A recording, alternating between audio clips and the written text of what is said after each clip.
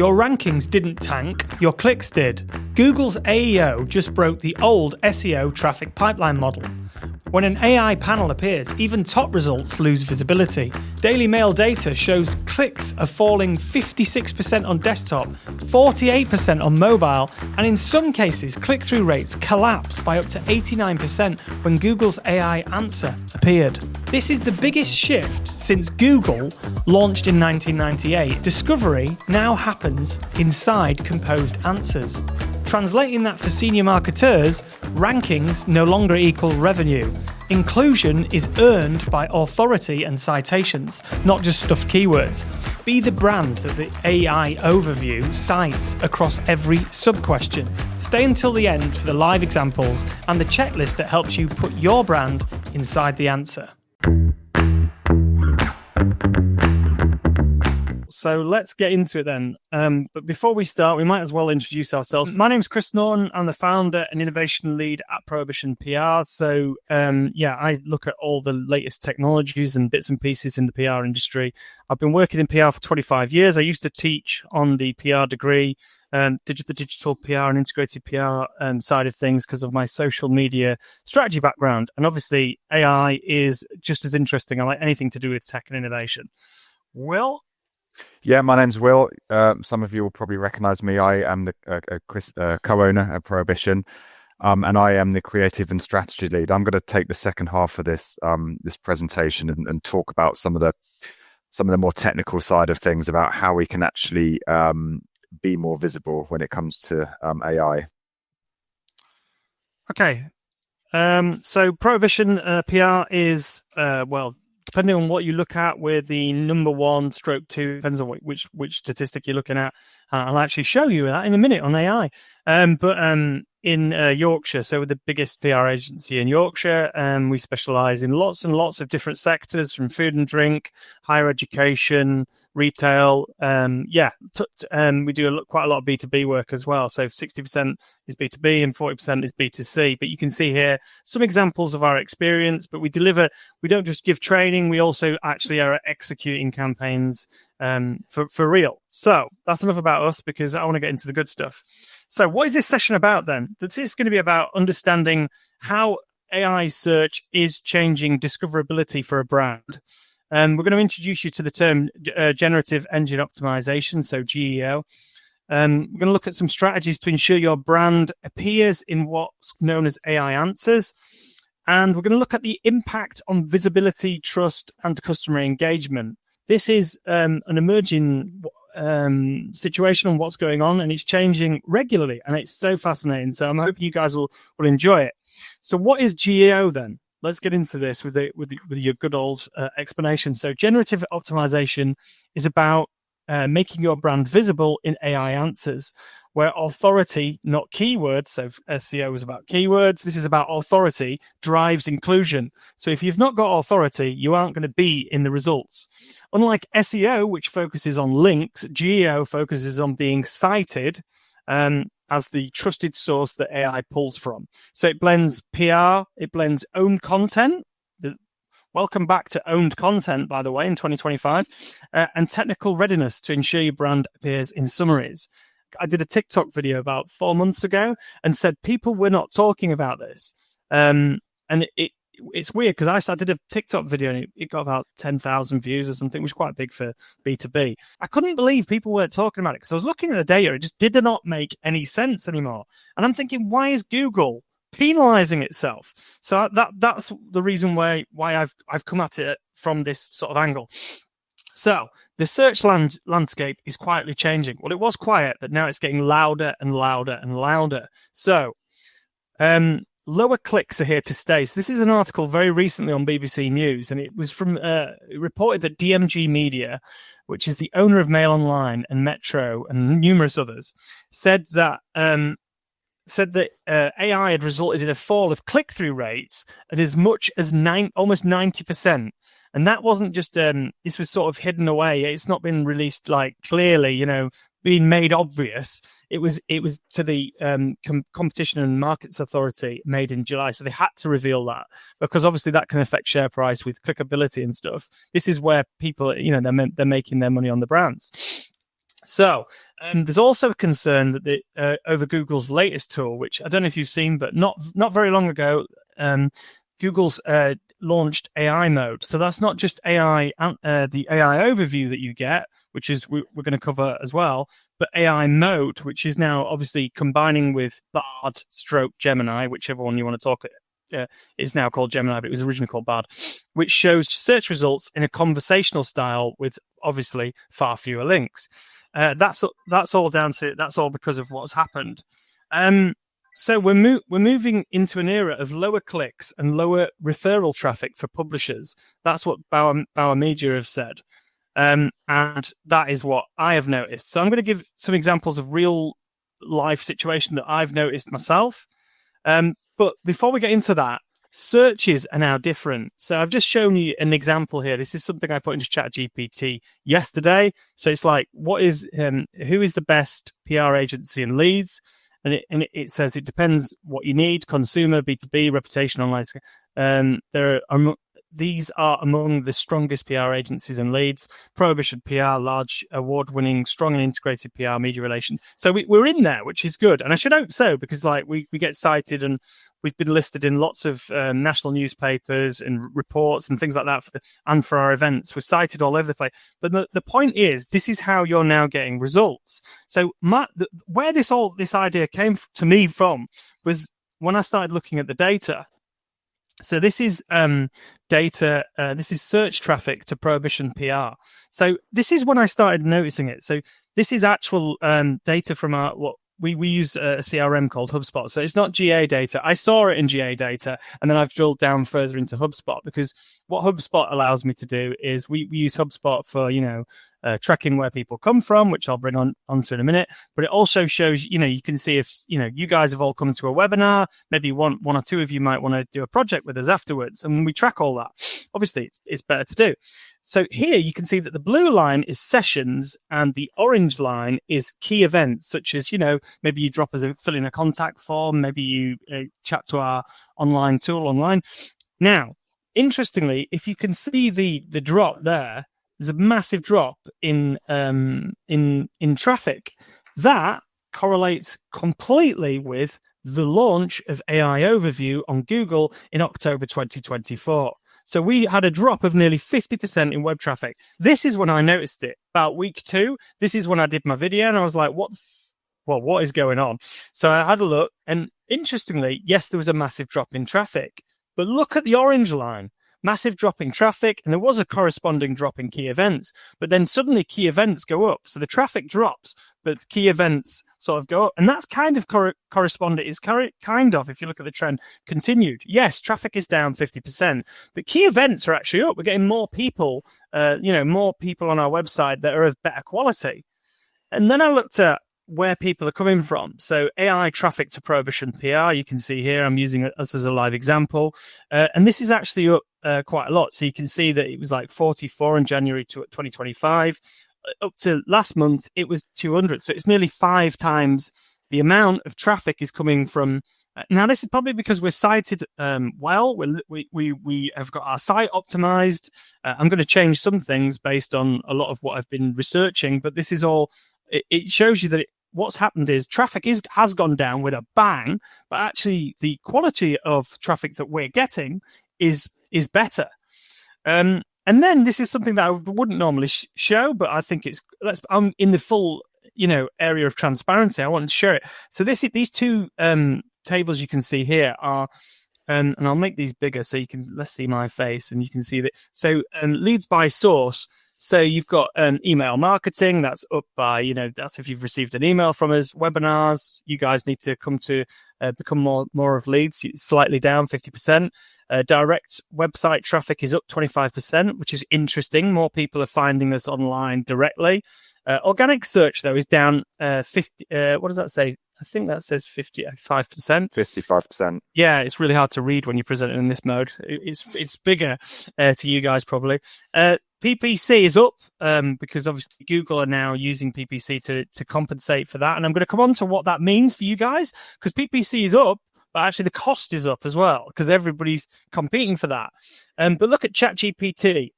500% increase in leads from ChatGPT. And then below that, there's a table there, which is new deals. So leads are people that are, prospects. Maybe some of you guys want to work with us, and maybe we speak. Maybe you become a lead, and we speak to you more often.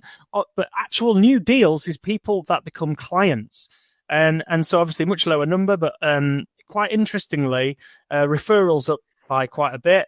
And webinars are more people are becoming customers from webinars, but also ChatGPT is up, and it is up as well. So more customers from ChatGPT. So fascinating. Traffic down, quality of traffic up.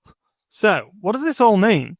Well, 80% of consumers are now relying.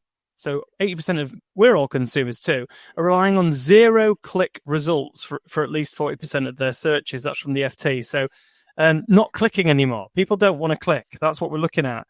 Organic traffic is estimated to shrink by up to a quarter overall due to 0-click behavior. So people just reading the overview and not clicking. So it's down by a quarter. I actually think it's higher than that, but that was, you've got to remember that we're looking at the latest statistics here. 60% of searches now end without the user clicking through to another site. So people have searched, up comes the result, they're now not clicking the so yeah, that would correspond with exactly the data that I've just shown you that's completely live up till yesterday. Traffic was down 56%, about 60%. So there you go. So a lot going on there. There is a lot going on there. And this is why I thought it was fascinating. The fact that Google is sort of killing itself. I was like, traffic is down. Like a lot of businesses rely on traffic, volume of traffic, to sell you guys sponsorships, to sell brand partnerships, etc., etc. And Bill Gates says that AI is moving at a speed that surprises even him. So obviously, Microsoft, the owner of LinkedIn, the owner of Windows, they're also one of the biggest partners with OpenAI, which is owner of ChatGPT, and Microsoft are using I like to call it ChatGPT Lite for Copilot. I don't think it's quite as good, but it's more integrated with Windows, and if you use Windows at work, then. But the fact that he said it's surprising even him, and he says that experts can't tell if it'll replace humans in 1 year or 10. Well, I don't think it's going to replace us in 1 year, but there's a lot going on here already. So I've put here that the silent sacking has already started. So this is from not too long ago at all. The Mirror and Express owner is to cut 300 jobs from these are journalists, so they're chopping them down. And you can see here that it says it comes from Reach. It comes as Reach continues to embrace artificial intelligence tools, which the National Union of Journalists said raises job concerns. Said it was seeking to further clarification on how AI will feature in the restructure. Well, fact, AI is featuring in the restructure. It's restructuring jobs, and that's just in the world of journalism, which I thought was quite interesting when you're thinking about clicks and looking at how many people are now clicking through to the Mail Online, the FT. Some of them are behind paywalls like the FT and the Times.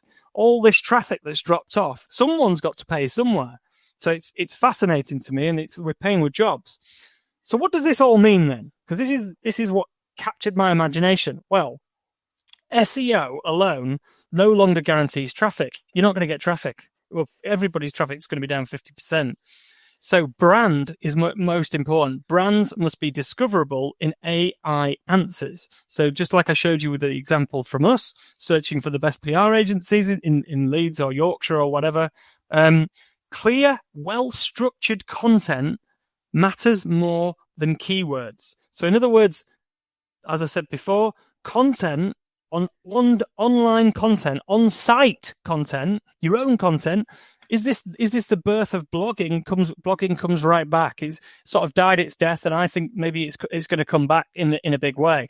That, and obviously video content, which is a lot of content, but content in general, owned content, is going to be really, really important.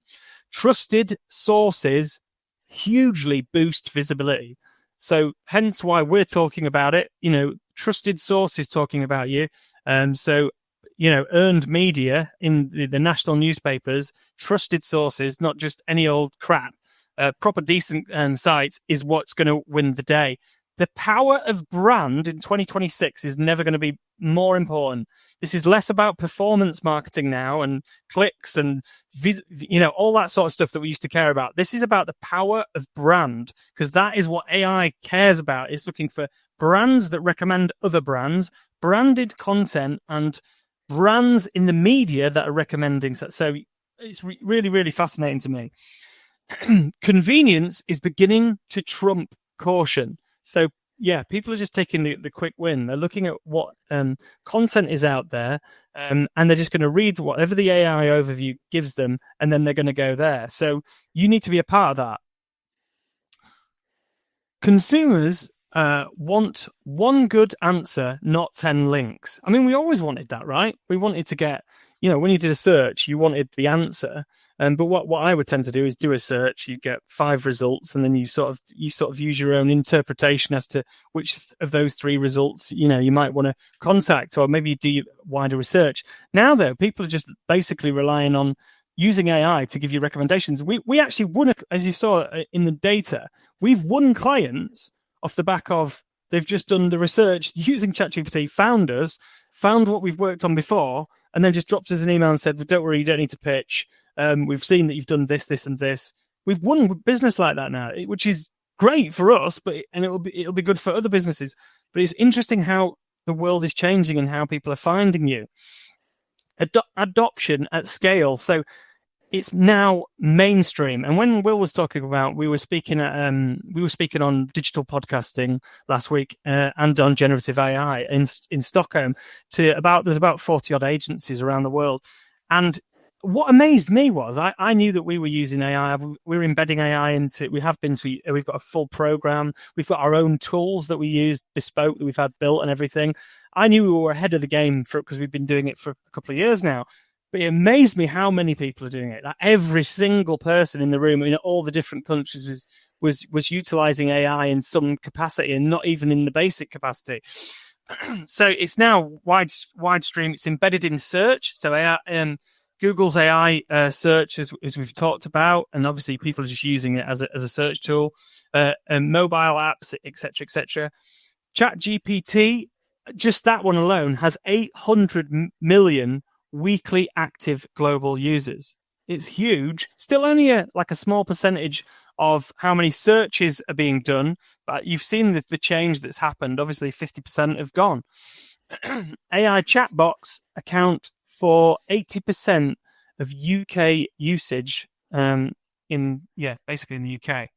So why should marketers care? So traffic loss leads to pipeline loss and ultimately impacts revenue. Well, it does. It hasn't affected us so much, but that's because we're well cited and we do our own PR and tons of that. But if you're not doing that and you're not cited in places, if you've relied on other sources for traffic, then yes, this is the businesses that are going to suffer quite heavily, and they're going to need to invest very, very soon. Reputation is increasingly shaped by algorithms rather than the brands themselves. But I would counter that with brand is what's important, as I said before. I think algorithms are looking at who's trusted, who's a trusted brand, what trusted brands recommend, what trusted media recommends that brand. PR builds the trust authority that AI relies on to determine visibility. This has already been researched. Hard Numbers did some research. I've got a report that I can share. I've looked at various sources, but yeah, basically earned media. So PR is obviously a big area of trust because you're getting endorsed by third-party journalists when they write an article about you. So if you're suffering maybe with a drop in traffic, what about something proactive, a proactive campaign about you to help you get cited and just get more brand awareness for you guys, because that will help you in search. Budgets must shift from SEO to GEO to maintain discoverability. That's up to you guys. You're the ones that have got the budgets. And visibility is now directly tied to board level KPIs. So yeah, that's why you should care. But this is bizarre as well. So it was always like, let's be on page 1. Let's be on, we Prohibition, we appear, top 3, top 5, page 1 for like 75 different keywords, various things. I showed you a couple before when I was doing the AI thing. Same sort of thing. But top ranking positions no longer guarantee clicks, because if you're not cited or recommended, it's not going to happen. The Mail Online's click-through rate fell from 13% to under 5%, according to Search Engine Land. This is just very recently. Major traffic loss on high-ranking content. Again, Mail Online, something slightly... There's different research that's being done, but the general message that's coming out here is the newspapers' traffic is dropping massively, and they're the first ones to report it, because obviously brands aren't reporting it, that you'll start to see that as well. And actually, Google said it's not really affecting search AI. Really? Why have you launched AI search then? I think there's a lot of smoke and mirrors going on, and they're frantically trying to keep people using Google, because this is the first big challenge we've had to Google's monopoly. Google's been a monopoly since I've been working in PR.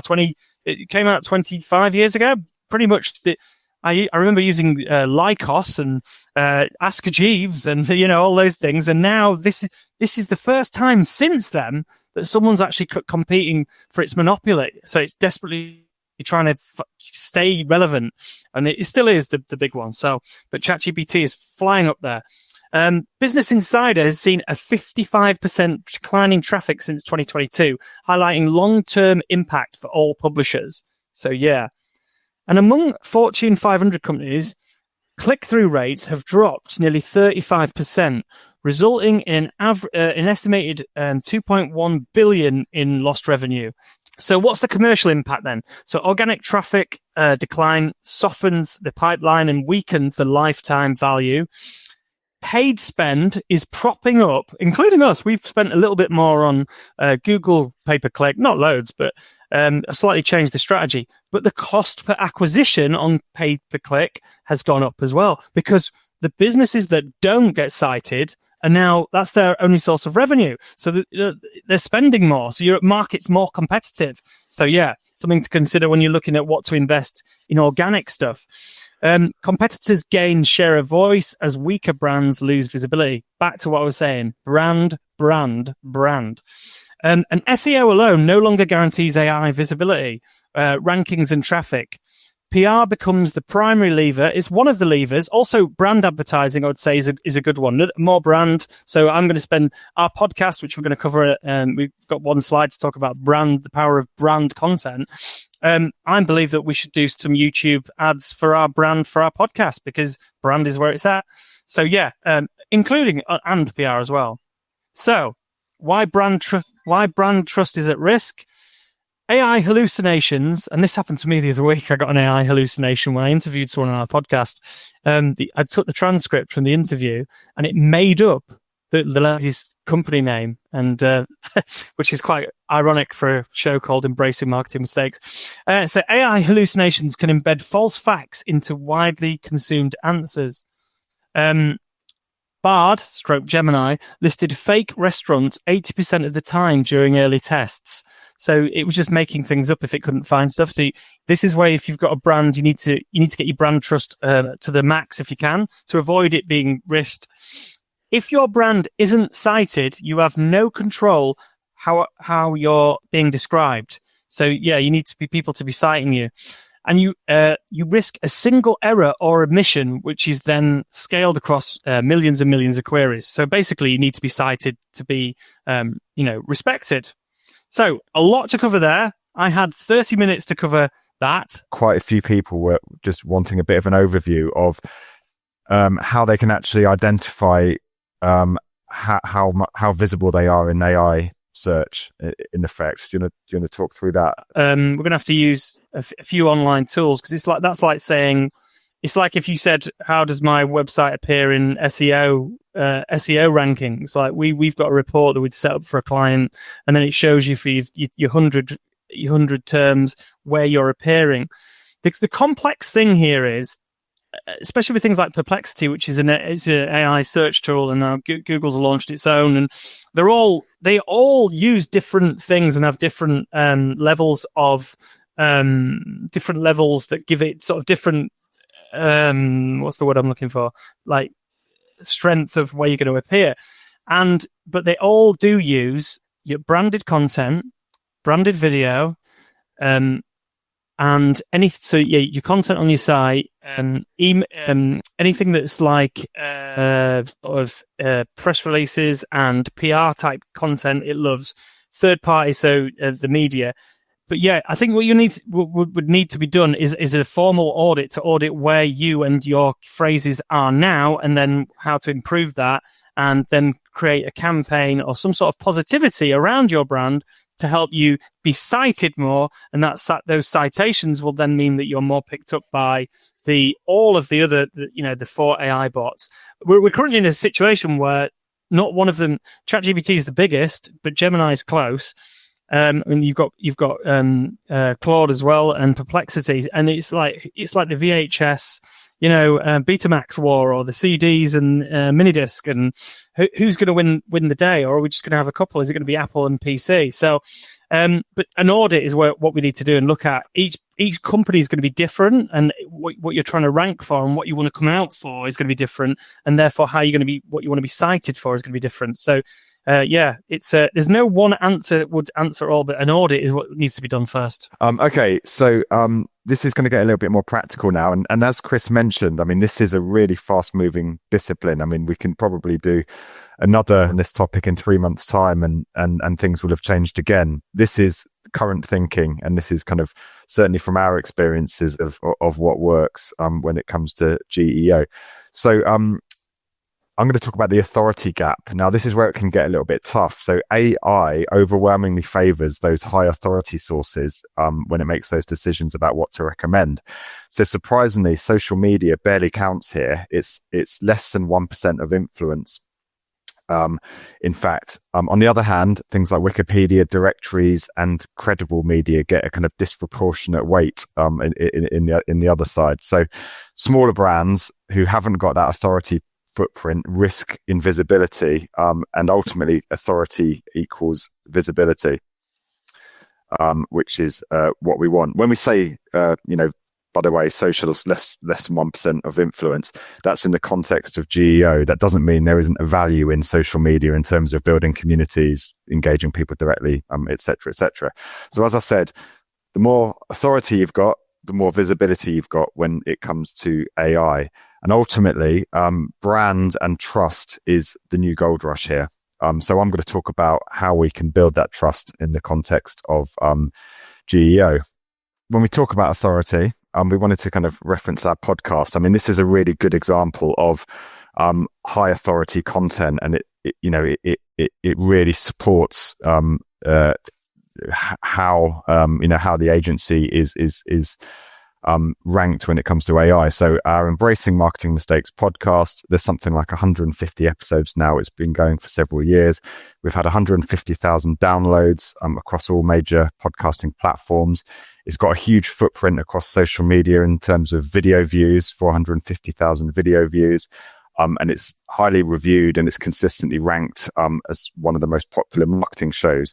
Now, this is exactly the type of authority that AI, GEO will look for. This is a huge time investment, though, and this isn't always going to be possible for everybody, but this is an example of that kind of multifaceted authority content that will stand you in good stead. So the big question is, if visibility depends on authority, how do we actually go about building that visibility? And the answer lies in signals. Now, signals is a term, the more you kind of learn about this discipline, the more you read up about it, the more you will hear this.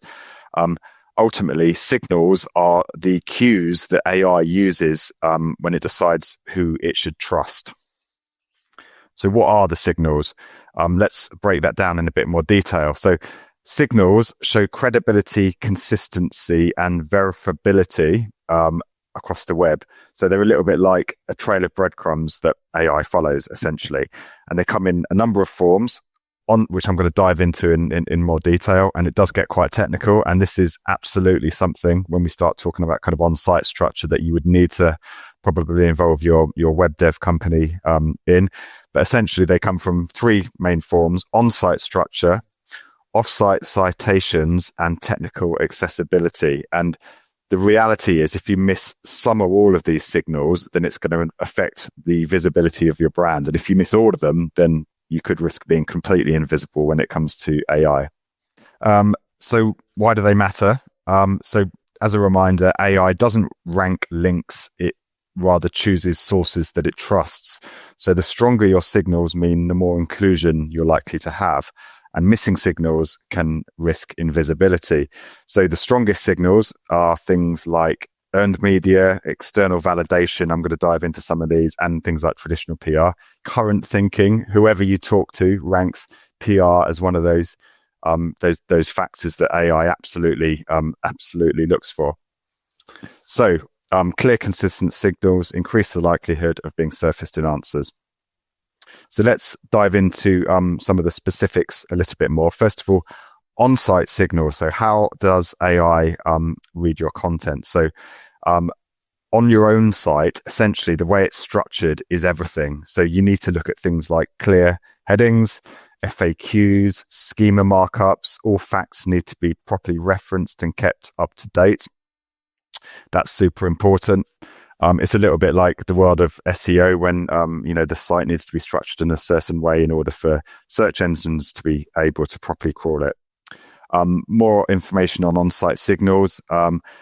Author transparency is really interesting. So having, if you're doing blog posts or expert content or anything like that on your website, make your experts visible. And that means things like showing their names, their biographies, their credentials, even things like quotable snippets that AI can easily extract. All of these things really, really help.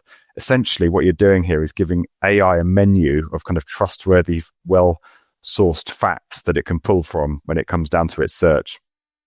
And again, it's almost this return to really good quality, well-researched, well-written, well-referenced content on your website, which is a great thing for us as communicators. Other off-site signals. We've talked about earned media coverage, articles, features, press mentions, and credible publications, albeit those credible publications are losing web traffic and potentially losing readers, which is an interesting challenge. I've actually got a Daily Mail case study later on to look to kind of talk around in more detail the challenges they're facing, but also the strategies they're employing in order to get around that. And lots of other publishers and lots of other brands are kind of going on a similar journey. When it comes to kind of citations and references, that's really important. So, you need to make sure your brand is secured directory listings, and obviously you've got things like Wikipedia, but there's many other kind of directory listings. And backlinks really, should be, viewed not necessarily for SEO rankings, but for consistency. And then ratings and reviews as well. And again, this is something, kind of continually talked about in the world of comms. But when it comes to GEO, ratings and reviews rank very, very highly, particularly those kind of product, local or service reviews that demonstrate trustworthiness. So, whether that's, Google reviews, even social media reviews about your product or service, that again will stand you in very, very good stead. So you need to look at some sort of ratings and review strategy proactively. Let's carry on. So, how else AI reads your content, third-party directories and listings I've talked about, backlinks I've talked about as well. So, 61% of AI brand mentions from editorial media sources. So that's a hard numbers statistic. So, we keep kind of talking about the power of PR, the fact that PR is hugely influential here. But at the end of the day, there's external research demonstrating, if you are getting authoritative brand name mentions in mainstream high authority media, then that's likely to have a major impact on the way you show up in AI search. So if you're doing PR, carry on doing it, because it's certainly helping. And that's probably one of the reasons why when we look at our own journey, yes, we've had this kind of drop in search traffic, but actually it's not massively affected our leads. And that's because we've got a really strong public relations footprint in the trade press, in the marketing press, and so on. Okay, this is where we get a little bit more technical. And I mentioned, inevitably this as was with the world of SEO many years ago, this is absolutely something where you will need to involve technical specialists in.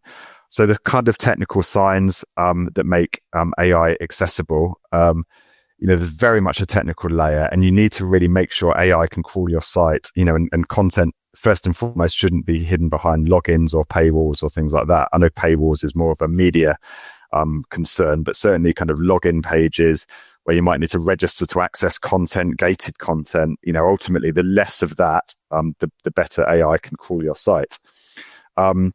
We need to look at what's called LLMS.txt files, which help guide search engines. Again, that's something your web devs can sort out. Essentially, they're special text files that allow websites to be understood more effectively by artificial intelligence and large language models. And, we need to get those installed on our websites.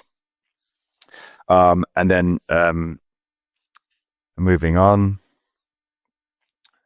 Source consistency, facts and URLs need to be consistent. Broken links need to be fixed. A lot of these are kind of website hygiene factors, to be quite honest. But essentially, any kind of technical barriers in the context of GEO risk making your brand invisible. So having that kind of website audit and addressing those hygiene factors on your site is super important.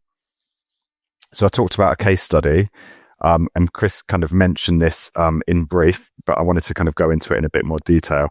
And this is an example of what's happening with the Daily Mail and how they've addressed it. Now, yes, this is a media outlet, slightly different challenges to brands, but this is a challenge that many brands are facing at the moment. So there's some really interesting learnings. So the challenge, if you like, their click-through rates dropped by 56% on desktop and 48% on mobile. For a website like the Daily Mail Online, that's an absolute disaster. And if I was their SEO or their e-commerce director, I'd have probably been hauled in front of the managing editor and asked to explain that. So that's the challenge, and many brands are facing similar challenges. So what are they seeing? Essentially, they ran a study of 5,000 keywords. Even when they ranked number one, once the for a particular keyword, once the AI overviews appeared, clicks dropped massively, even for those terms where they ranked number one. So an example they gave was Noor Al-Fala News, who I believe is a film producer. So they went from 6,000 clicks to about 100 clicks overnight, even though they had the same ranking where they ranked number one for that. So AI captured the traffic, essentially, or cannibalized the traffic. And that's the new reality, and if you're a brand and you rank number one or number two for a certain term, the chances are you're going to stop ranking for that, because AI has taken that traffic away. Like I mentioned, like Chris mentioned, this is not an isolated situation. It's not a case of the Daily Mail being the only publisher or the only brand facing these kind of issues. Everybody's in the same boat, and this is only going to become more and more of an issue over the coming year and onwards, even though there's sure to be more twists and turns in the way this develops in the future. So clearly this affects audience engagement. Unless the Daily Mail addresses this, they can get less traffic, which means fewer readers. It means lower session duration, decreased ad impressions. It's potentially catastrophic, if not existential, for the Daily Mail Online. Ultimately, loyal readers might not see the updates. It diminishes subscriber values. It's got loads and loads of impacts in loads of different areas, as you can imagine. So clearly the Daily Mail needed to get around this. And this is based on interviews with their e-commerce team and their search team. And they've been surprisingly candid, actually, about the kind of tactics and the strategies they've done to address this. And no doubt that was to reassure investors and the board that they are addressing this and they are on top of this. So they've looked at making sure their content is as AI friendly as possible. That said, some of their content still sits behind, I think it's called Daily Mail Plus, which is a kind of subscription page, but the majority of their content isn't behind the paywall. They've really kind of looked at promoting their content through multiple channels. So surprisingly, newsletters are hugely influential when it comes to GEO. Chris and I were just talking about that before the session. Partnerships, whatever it might be, they're looking at many, many more channels in which to build authority around their offering. And we're seeing this as a shift, this kind of border shift in these publishers investing in content that sits on social, multimedia teams, etc., etc. So they're looking at many other channels outside of what they've traditionally been doing. the kind of key takeaway here, if you like, is yes, we want visibility when it comes to GEO. That depends on authority. So we need to be in the business of building authority for our brands. Now, we keep saying this is very much an emerging discipline. What we're talking about here is based on kind of the latest thinking. This is sure to change and take many twists and turns over the coming year.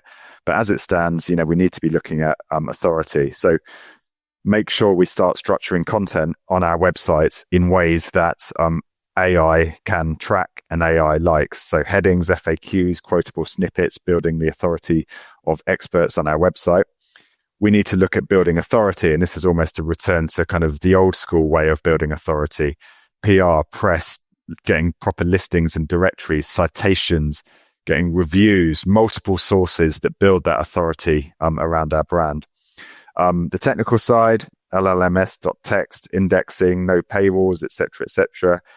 Expertise, more than anything, will again come to the fore. So we need to attribute authors and experts, and we need to get them out there as much as possible in the context of our companies. And we need to refresh existing content. So facts need to be clear, current, and extractable. It's not rocket science, to be quite honest. But it's a lot of kind of best practices that we as brands need to start rolling out. And that's it in a nutshell. This is a top line overview. I'll be honest. It's a big discipline. It's like trying to imagine 10 years ago, 20 years ago, trying to explain SEO in the course of 50 minutes. So it's a big conversation and it's evolving rapidly. If you want to discuss it any further, we'd love the opportunity.